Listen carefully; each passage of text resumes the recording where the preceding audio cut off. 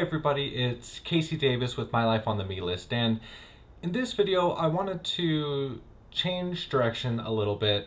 This week is National Suicide Awareness Week, and as someone who has been dealing with their own mental health issues and getting the treatment and taking some medication, I thought it was actually really important for me to discuss about my own experience with suicide in my family, my own thoughts about it as I was going through a really dark time recently and seeking out the help that I needed in order to get better. And so I wanted to just talk a little bit about that. And there is a lot of stigma still with the thought of suicide and with having just really any type of mental health issue. And I was one of those people, and I've mentioned this before in some of my previous videos, that I really struggled with not feeling like I was in control of my emotions, because I grew up understanding that I'm in control of how I react to people and I'm in control of my emotions, and feeling that sense of kind of chaos and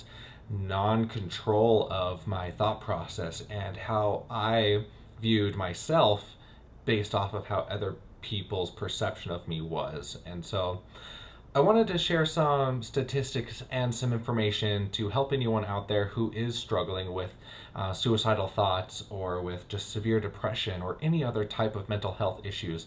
You're not alone, and I know it's so much easier said than done, and so much easier to tell someone that than to hear it.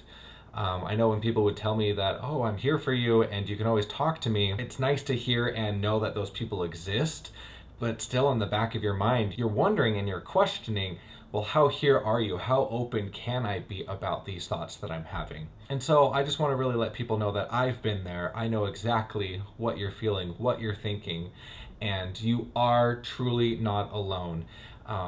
If you just need someone to listen, not give advice, I'm one of those people, because I know sometimes that's all that we need when we have these mental health issues, and we just want to talk to someone. Don't necessarily need someone to fix all of our problems right then and there. I know for me, when I started doing my therapy, talking out and talking through some of my issues, I was able to kind of almost self-heal, and that's what prompted my thought on doing this whole channel, My Life on the Me List, is really taking ownership of myself and of my personal health, my mental health, my physical health, and all of that. And so please, please, please know that you are not alone. I know exactly how you're feeling, what you're thinking. I have friends, family members who have felt the same way, who have gone through the same struggles.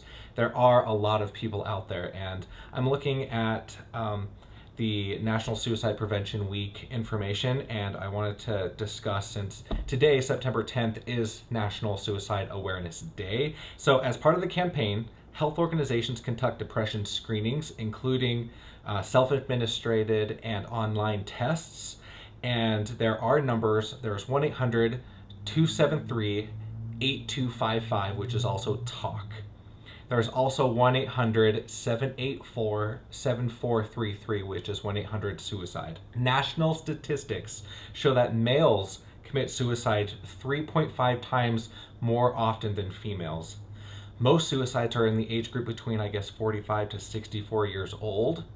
And then there's also a statistic on here that says U.S. Army reports military veterans have double the suicide rate of non-veterans. And then suicide rates for lesbians, gays, bisexuals, transgendered, and questioning youth and adults in the U.S. are 3 times higher than national average. And as someone who identifies in that LGBTQ group, I definitely understand and I relate to those thoughts. What's really, really sad, and something that I've had to come to terms with myself, is this quote that I found on here, and it spoke really true to me, is suicide doesn't end the chance of life getting worse. It eliminates the possibility of ever getting better. That's a powerful, powerful statement. So please, please know that suicide is not the answer. You are loved, you are appreciated, you are wanted, you are needed by people. You may not know at this very moment who that is, but there are people out there who, just by you existing, you brighten their day. So remember that. There is light at the end of the tunnel. I know it's super hard to see, and you may not see that light at all right now, but I promise it's there. There are resources, there are people you can talk to, there's medication that you can take. It's fine if you need to take medication. It's fine if you need to talk to someone.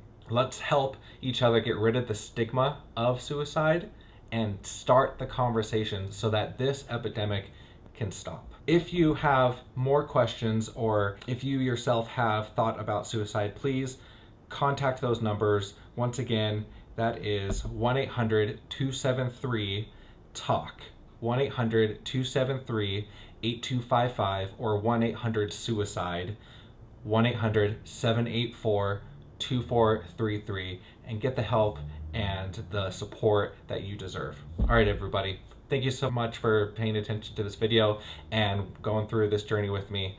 I love you all and I appreciate you. Until next time.